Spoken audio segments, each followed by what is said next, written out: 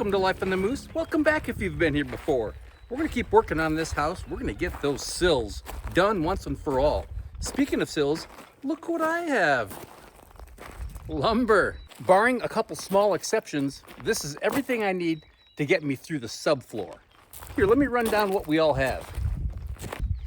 Okay, we have a stack of LVL rim boards right there. Laminated veneer lumber is what LVL stands for. Basically, it's tiny little pieces of layers of plywood glued and compressed together. Very straight, very solid, and it's accurate.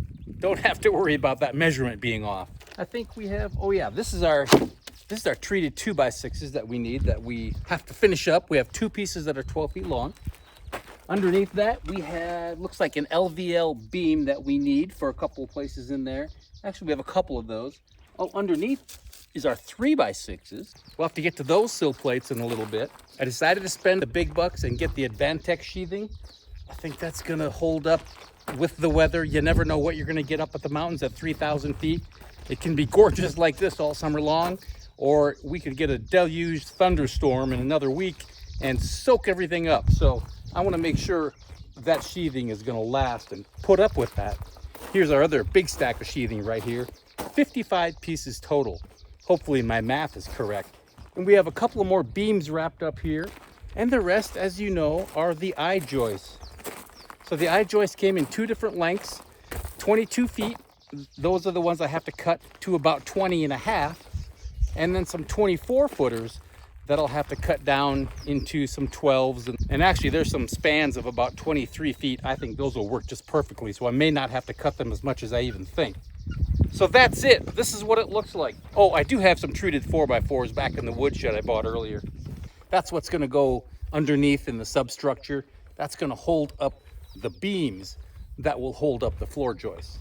So this master bedroom section right here, you see that far wall of the bedroom and this wall right here, those need the 2x6 sills, and that'll wrap up the 2x6s. And then we'll move on to the 3x6s for the shear walls. What a day. Early May, you can't get any better weather than this. Holy cow. Thank you, by the way. I wanted to say thank you. A big shout out to everybody who commented from the last video. Yeah, I got a little bit grumpy. It happens once in a while. Yeah, it was pretty frustrating, but you know what? I appreciate you. I appreciate your words of wisdom, your kindness, your kick me in the butt attitude. I appreciate it all. So that being said, let's build a house.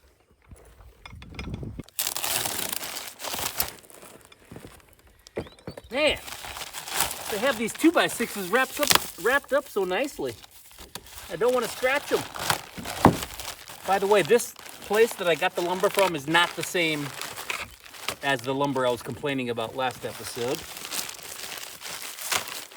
It's barely over 5.5. I'll take it.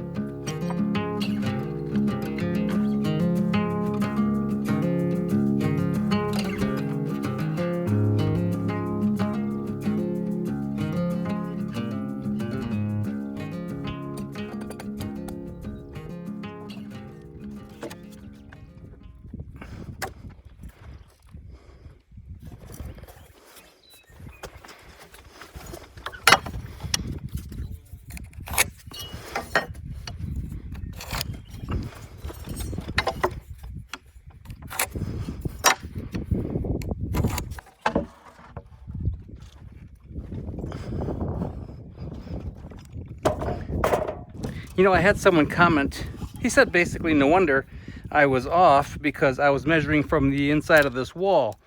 Well, as you remember, I'm measuring from this line right here that I drew, not the inside of the wall. And if I measure from this line, this is a straight line, this is a more accurate measurement. And maybe as you saw the last video, a lot of these just settled right into place really nicely. So I can't complain about this method. So 2 1/4 there. Let's make that a light 2 there. 2.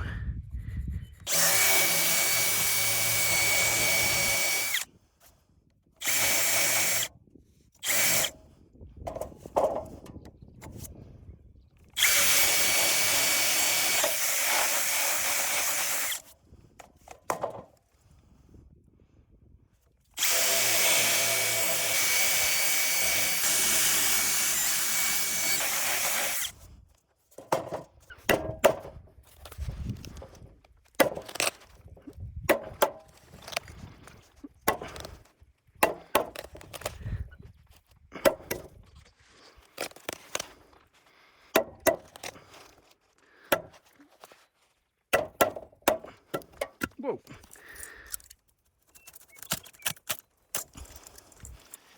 Get back here.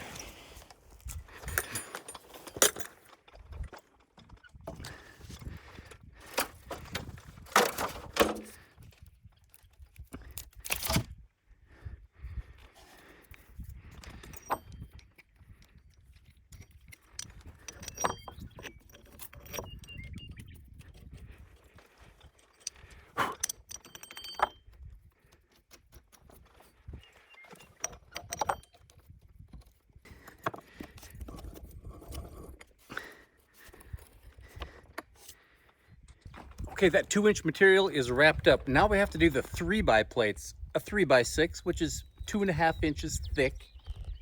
Those interior walls, those 2 interior big concrete walls you see there, those are load-bearing walls. Those are shear walls, and that means one side of those walls, even though they're on the inside of the house, are gonna need plywood. So those 2 need that 3x plate, and then the far wall over there, that needs a 3x plate as well. That is a double shear wall, meaning it has plywood on the inside and the outside. And that's primarily because there's not much wall there. There's only gonna be like 4 or 5 feet on each side of a big opening.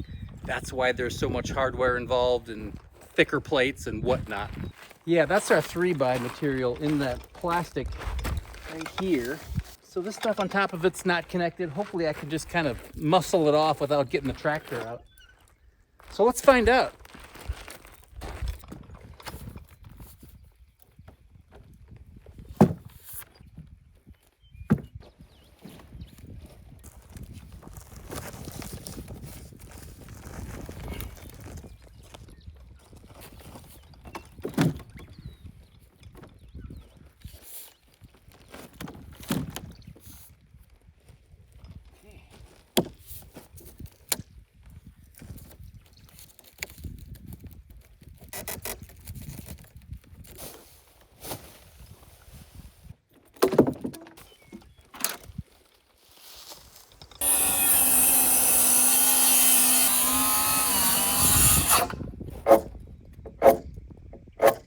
Check that out. Almost made it all the way through. But what I can't cut with my saw, I can just score it with my utility knife. Comes right off.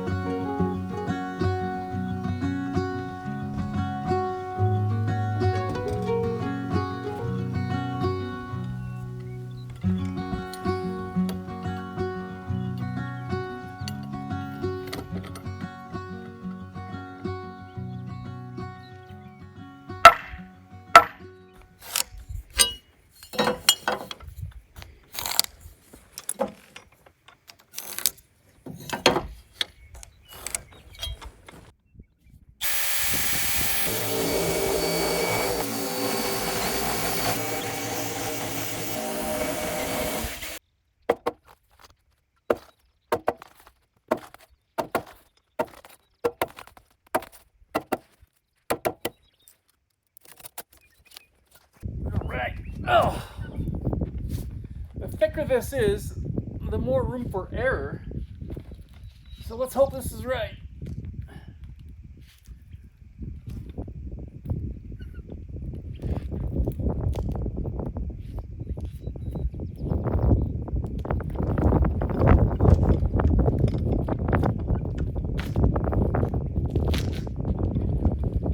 Come on, come on.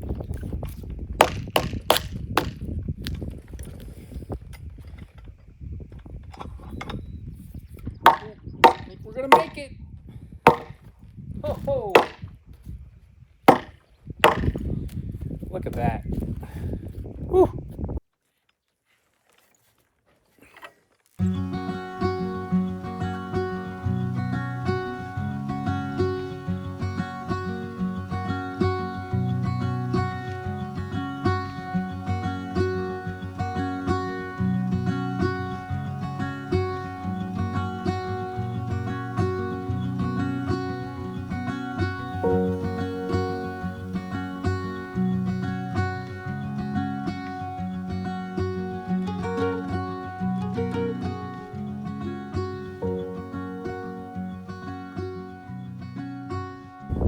Now we have to do these interior load-bearing shear walls. These are going to be easy because we don't have to favor one side or the other or be exact really in any way.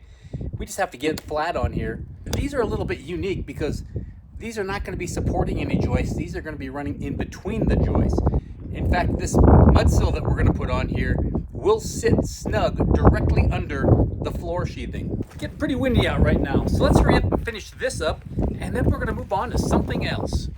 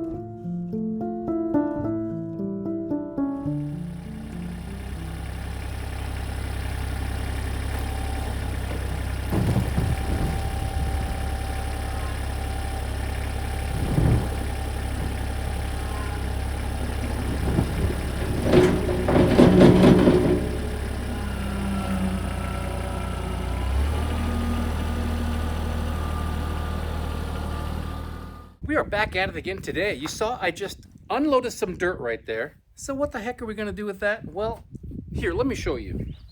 So here's a post base. You can see how it's kind of undermined there already. The dirt has settled. Here's another part of the footing right there. And here's a pad that I actually took care of already a couple days ago. Hauled in several loads of dirt. That's what it should look like. You know, that little bit of undermining right there isn't the worst thing in the world, but I know that that will only get worse with age. I don't want to start this life of this house with its footings partially undermined because I know it is always going to get worse. I've been in way too many crawl spaces where these things are practically floating on air because the dirt has settled over the years. And the dirt doesn't have to be open to the weather in order to settle. Heck, microorganisms, stuff moving around in the dirt, just the dirt itself decomposes over time and settles. So I don't want that to happen here. So that's why I'm moving in some dirt now. Believe me, I'd love to get going on these posts and beams and eventually the eye joists. But I want to get this taken care of because pretty soon we're going to have a bunch of stuff in the way. But even with just the beams that are going to be spanning the whole length of this building, it's not going to be fun to work under those. So I want to take care of this right now while we still have open space. Eventually, I'm going to have to put, I think, 6 mil plastic on the whole crawl space on this entire floor down here. And I want it to be relatively tidy. You know, I know no one's going to see it, but guess who's going to be climbing around under here? So now is my one and only chance to button a few things up under here. So right here's a good example of the before. And I don't want to be crawling around and kneeling on that in the future. So that's why I started moving in dirt. And it looks a lot better. It's gonna feel a lot better. It'll make spreading that plastic a lot easier. So that has to be done. Now what we have to do is shovel this dirt around. I don't know if you can see this color change there, but this dirt has just a little bit of moisture in it yet. That will allow me to step on this and tamp it down and compact it. Because in about 2 weeks, it's going to be impossible to compact any of this dirt because it's just going to be like a pile of talcum powder. Maybe you remember that from the past.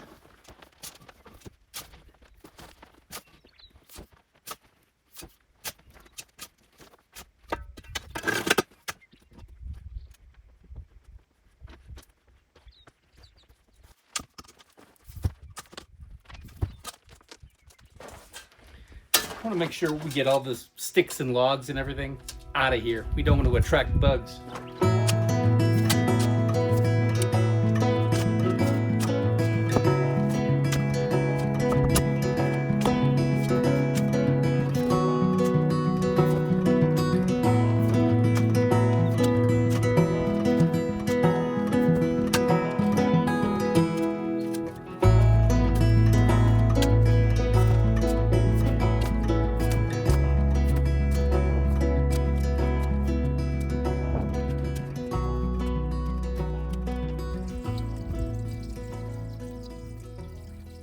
What am I doing?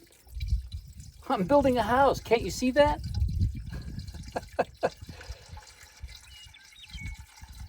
This tractor was running a little hot. I noticed that the radiator indicator, the water indicator, was super high.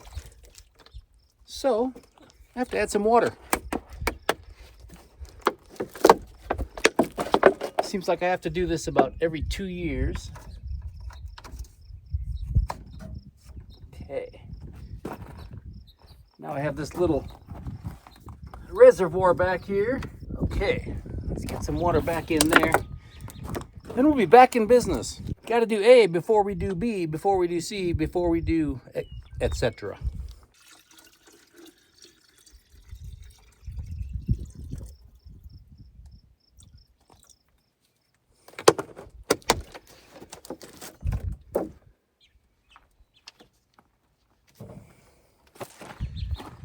Okay, let's get back to work.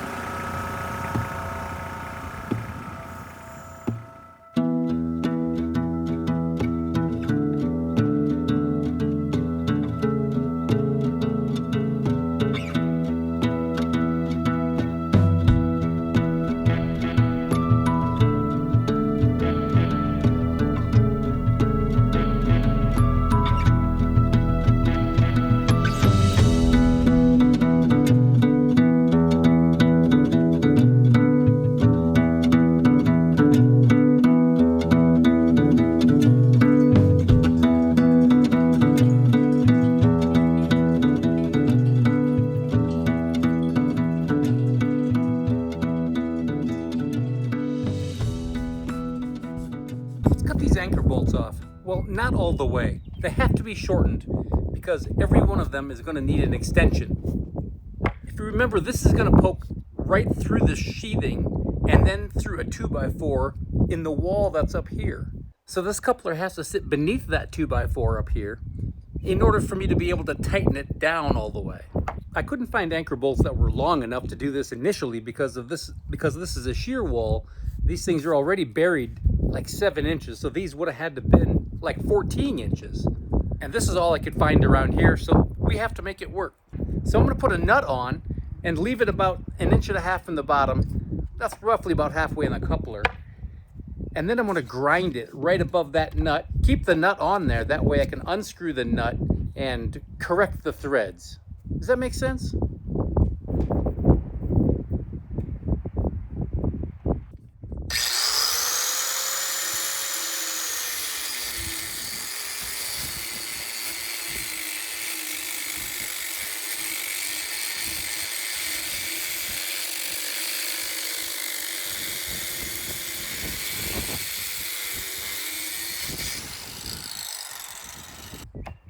That's hot.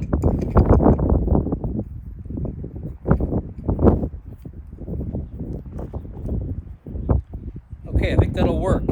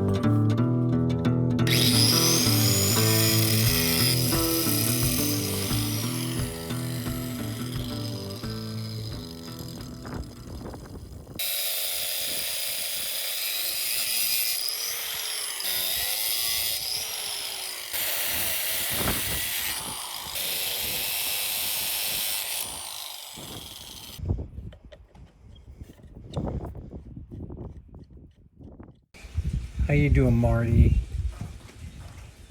What are you doing, buddy?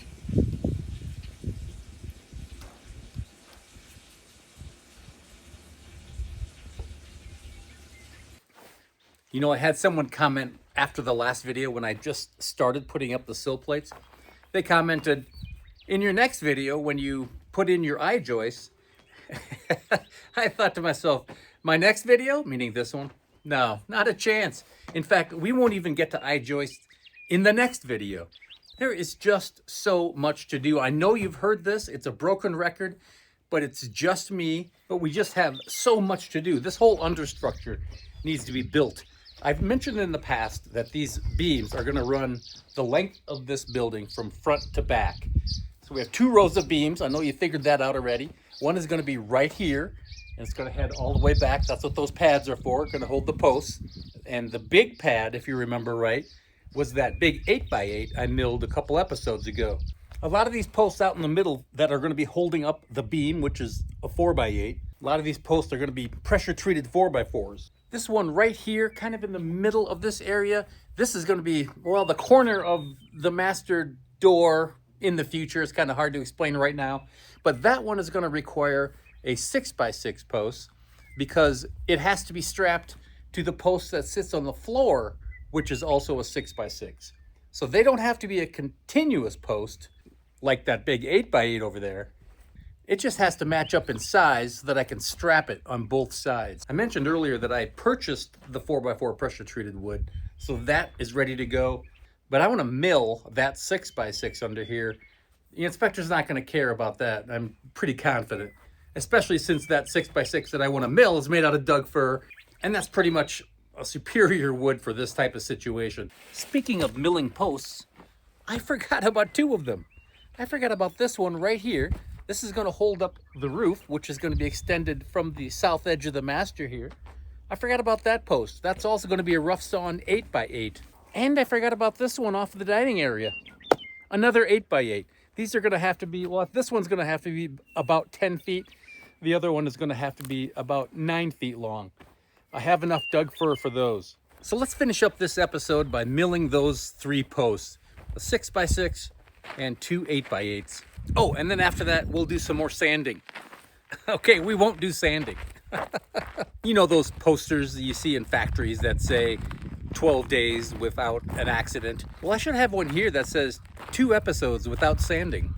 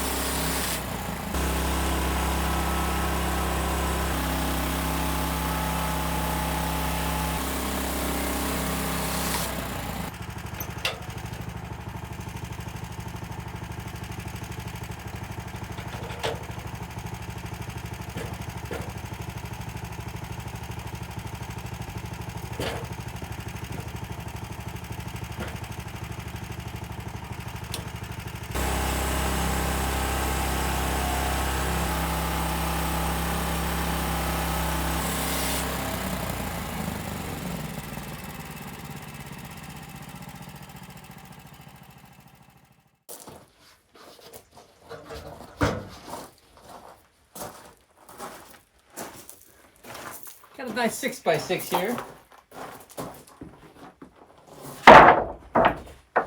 Oh, by the way, last episode I asked if you'd keep that log or not because of the wane on the corners.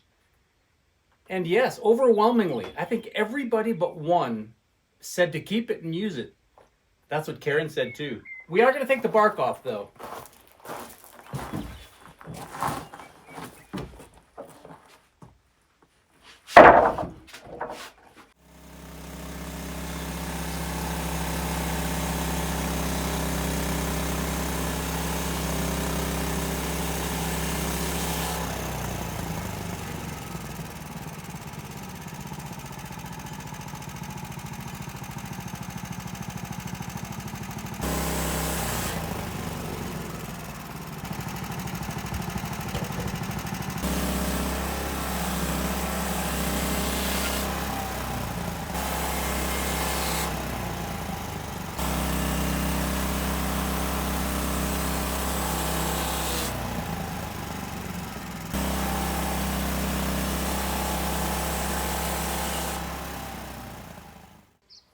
Okay, I got an 8x8, 10.5 feet long.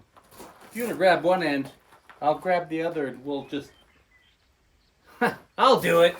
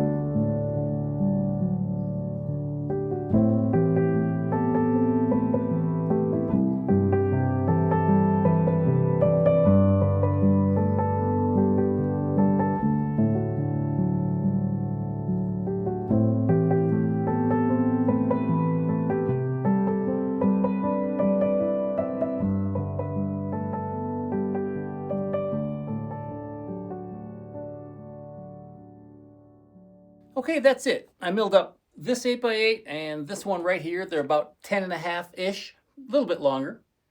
And then this 6x6 right here. So that should be everything I need. Hopefully by the time we actually put this stuff up, it'll still be in good shape. It won't be too wonky. It won't dry weird. I feel better about the Doug fir than I do the Ponderosa. The Ponderosa pine is so sappy. And I noticed that some of my 7/8 inch wood was starting to bend just a little bit and warp. So hopefully everything will be okay. I want to buy as little of this stuff as possible for those beams and purlins and posts. Oh, I also got a bunch of 7/8, probably 6-7 pieces of 7/8 inch Doug fir. That's going to make really nice trim. Still have quite a few logs left. There's my pile right here. It is about half the size as it was. So hopefully I can get to that in the next few weeks here and there.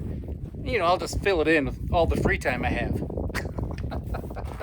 All right, well, that's it for this episode. Come back next week and we're going to put up posts in that crawl space. Maybe we'll get some beams up too. Who knows? We have a lot of posts to put up. A lot of measuring, a lot of detail stuff to do. We'll get there one way or another. I appreciate your patience. I appreciate you being right here. Take care of yourself. I'll see you soon.